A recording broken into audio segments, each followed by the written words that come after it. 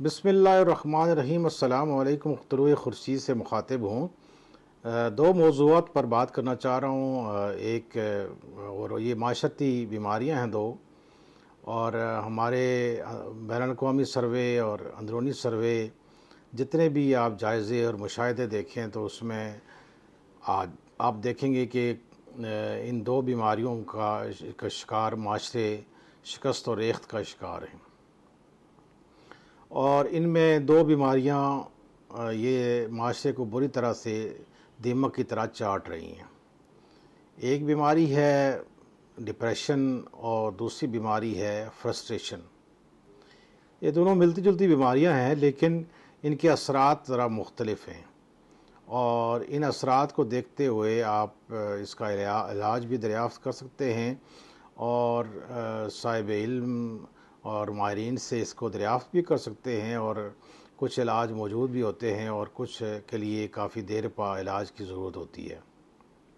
ان میں پہلی بیماری جو ہے وہ ڈپریشن ہے۔ یہ ایک ایسی بیماری ہے جو انسان کو اندر سے کھوکھلا کر دیتی ہے، کمزور کر دیتی ہے، خوف زدہ کر دیتی ہے، تنہائی کا شکار ہو جاتا ہے انسان، اور اس کے اندر خوف اور اس کے اندر ڈر بہت زیادہ بیٹھ جاتا ہے۔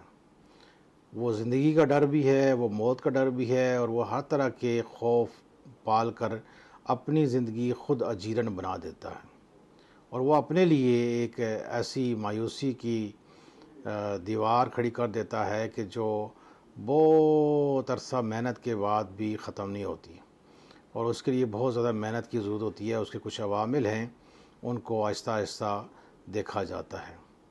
اور جو ڈپریشن ہے وہ ہر عمر میں ہو سکتا ہے، خصوصاً بچوں نوجوانوں میں بھی ہو جاتا ہے، بڑوں میں بھی ہو جاتا ہے، لیکن جو بڑے لوگ ہیں، جو سنجیدہ لوگ ہیں، پڑھے لکھے لوگ ہیں، وہ اس کا علاج خود بھی دریافت کر لیتے ہیں، خود بھی اس کی ریمیڈی تلاش کر لیتے ہیں، اور اس میں سے ان کو کوئی نہ کوئی حل مل جاتا ہے۔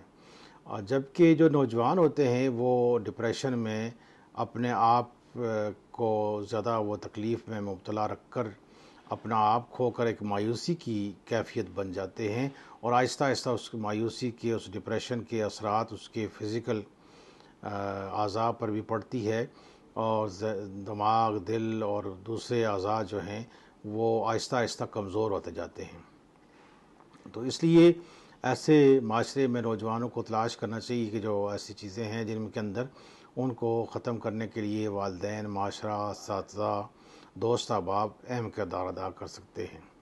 اور اس میں عموماً وہ مایوسی کی شکل اختیار کر لیتا ہے، اور مایوسی آپ کو پتہ ہے کہ ہمارے ہاں دین میں بھی یہ ایک سب سے سنگین چیز ہے، اور کہتے ہیں کہ شیطان کا آخری حملہ ہوتا ہے، لیکن اس کو جب بیماری ہو جائے تو پھر اس کو آپ بالکل میڈیکل سائنس کی طور پر دیکھنا چاہیے، اور اسی طرح اس کو حل کرنا چاہیے۔ اور اللہ تعالیٰ نے بھی اور سارے ہمارے دین نے بھی یہی حال دیا ہے کہ دوائی اس کا علاج ہے، ڈاکٹر بھی اس کا علاج ہے، تھراپی اس کا علاج ہے، اس کا خیال رکھنا اس کا علاج ہے، اس کو خوشی دینا اس کا علاج ہے، اور اس کو پیار و محبت دینا اس کا علاج ہے۔ دوسری بیماری ہے فرسٹریشن، اور فرسٹریشن اس وقت سب سے زیادہ ہے نوجوانوں میں، اور اس کی بھی وجوہات ہیں۔ اور فرسٹریشن میں کیا کرتا ہے انسان؟ فرسٹریشن میں وہ اس کے اندر ایک انتقامی کیفیت پیدا ہو جاتی ہے، وہ دوسروں سے، اپنے آپ سے، معاشرے سے، ہر چیز سے وہ اپنا بدلہ لیتا ہے، اور بدلہ لینے کی کوشش کرتا ہے، اسی سے اس کی تسکین ہوتی ہے۔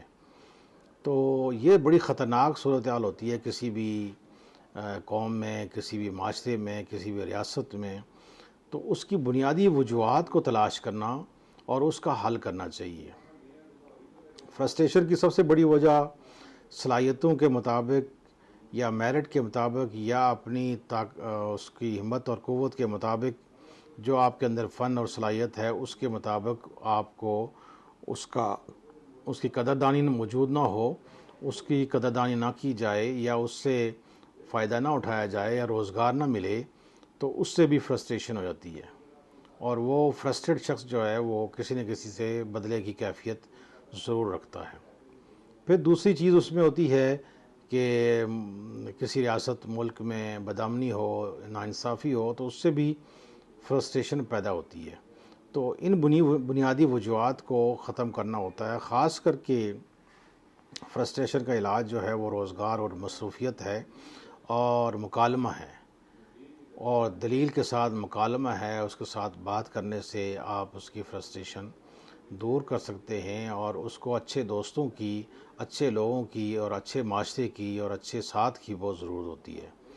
تو ایسے لوگوں کو معاشرے کا ایک فروٹفل حصہ بنایا جا سکتا ہے اور ایک طاقتور حصہ بنایا جا سکتا ہے اس صورت میں کہ جب آپ ان کو ایسی کمپنی دیں، جب آپ اس کو ایسا ماحول دیں، جب اس کو آپ بہتر روزگار دیں، جب بہتر اس کی قدردانی کریں، اس کی صلاحیت کی قدردانی کریں، اور میرٹ کا پامال نہ ہو.